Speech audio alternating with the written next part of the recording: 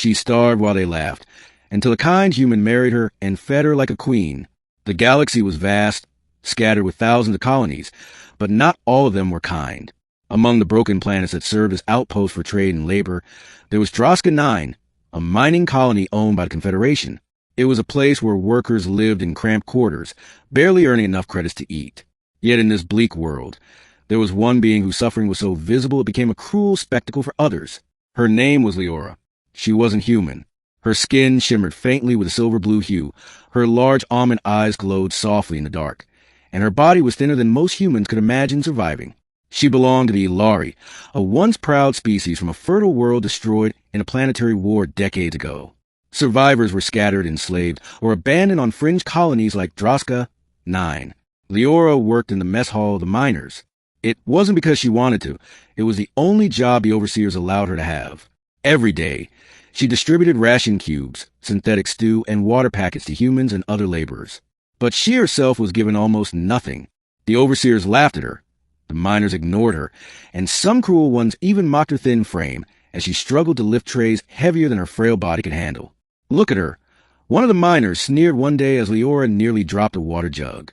I bet a stiff wind could blow her away. The others chuckled, stuffing themselves with rations while she tried not to faint from hunger.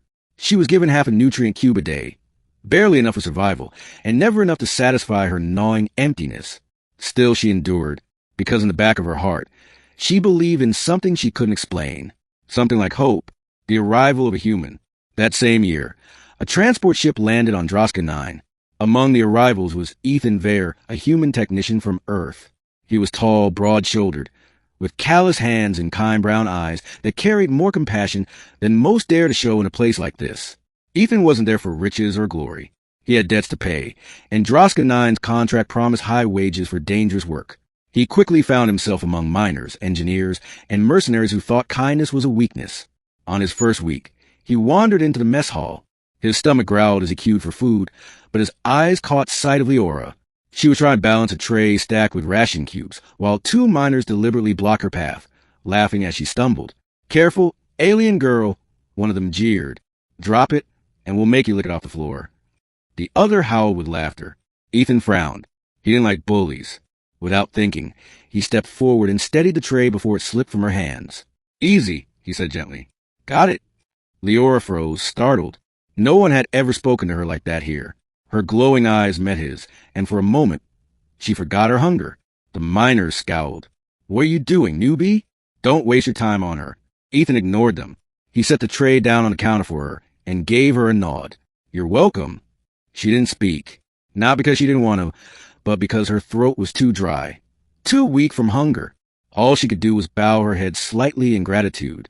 That night, Ethan couldn't stop thinking about her, the cruelty of the colony.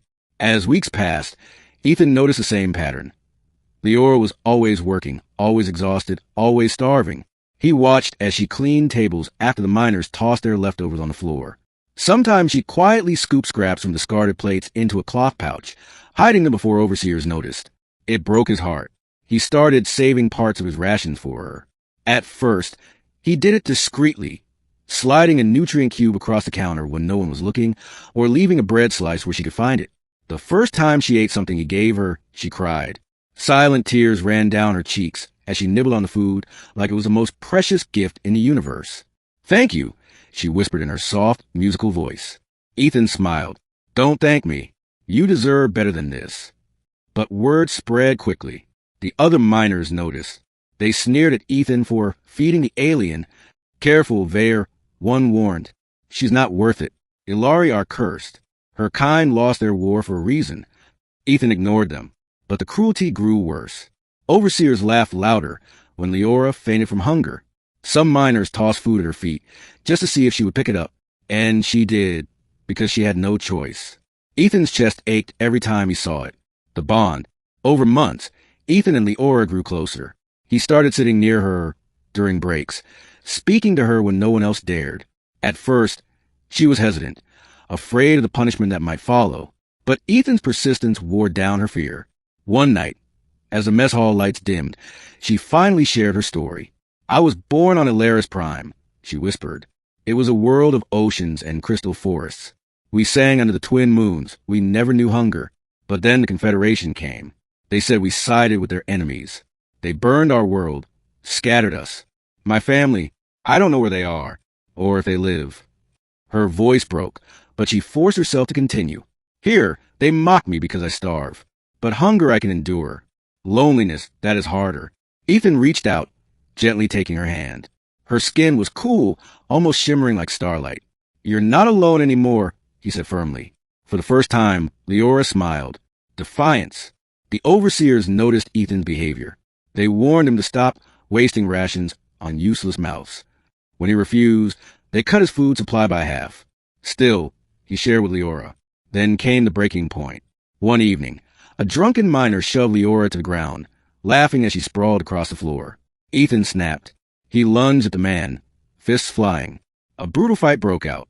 By the time it ended, Ethan's lip was split, his knuckles bruised, and the miner lay unconscious. The overseers dragged Ethan before the colony warden. Punishment for assault was severe, sometimes exile, sometimes worse. But Ethan stood tall. I don't regret it, he said. If you want to punish someone, punish me. But if you keep starving her, you'll answer to me every time. The warden laughed coldly. You'd risk your life for her? She's nothing. Ethan's answer was simple. She's everything. A dangerous choice. Rumors spread fast. Soon, Ethan and Leora became the whispered scandal of Droska 9. Some mocked them, some pitied them, but most just watched. Then one day, Ethan made a bold decision. He went to the warden's office and demanded the right to legally marry Leora. On most colonies, marriages between species were rare, but technically allowed under Confederation law. The warden scoffed, thinking it was a joke. You want to bind yourself to that starving thing? Fine, but don't expect sympathy when you suffer with her. Ethan didn't care. The ceremony was small, mocked by others, but real. He vowed to protect and cherish her, and she, trembling but radiant, vowed the same. For the first time since her world burned, Leora felt like she belonged to someone, fed like a queen. After their union, Ethan's determination only grew. He worked double shifts, exhausting himself in the mines, just to bring back enough food for Leora. But he didn't just feed her scraps, he cooked. He traded favors, scavenged supplies, and used his engineering skills to build a small heating unit in their quarters. There, he prepared meals for her, real meals, not just nutrient cubes. Stew made from protein paste and wild herbs, bread baked in makeshift pans, fruit-like rations sliced carefully. He placed the food before her like she was royalty. You should eat first, she always whispered. No, he said with a smile. Queens eat before kings. At first, she wept every time. She wasn't used to kindness. But slowly, her body regained strength. Her cheeks filled out. Her eyes glowed brighter. Her fragile frame grew healthier. The other miners who once mocked her now stared in disbelief. The alien girl who starved while they laughed was now blooming. The storm. But happiness never lasted long on Droska 9. A mining accident triggered a revolt among the workers. Explosions rocked the tunnels, alarms wailed, and overseers tried to crush the rebellion. Chaos consumed the colony. In the middle of the turmoil, Leora was targeted. Some miners still resent her, blaming her for Ethan's defiance. They cornered her, intending to end her life. But Ethan arrived, bloody from the fighting, standing between her and their attackers. You'll have to go through me first. Blows rained down, but Ethan refused to fall. Just when it seemed hopeless, loyal workers who respected him joined the fight. Together, they drove the attackers back. Ethan collapsed, exhausted but alive. Leora knelt beside him, cradling his head in her lap, tears streaking her glowing cheeks. You saved me, she whispered. Again. His voice was weak but steady. I'll save you 1,000 times if I have to. She bent down and kissed his forehead. A new dawn.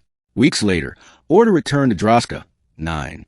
The Confederation replaced the warden, fearing the unrest would spread. Conditions improved slightly, but for Leora, life had already changed forever. She was no longer the starving girl mocked by all. She was Ethan's wife, his queen, and together they carved a small pocket of happiness in a cruel universe. Years later, when they finally earned enough credits to leave the colony, they settled on a greener world.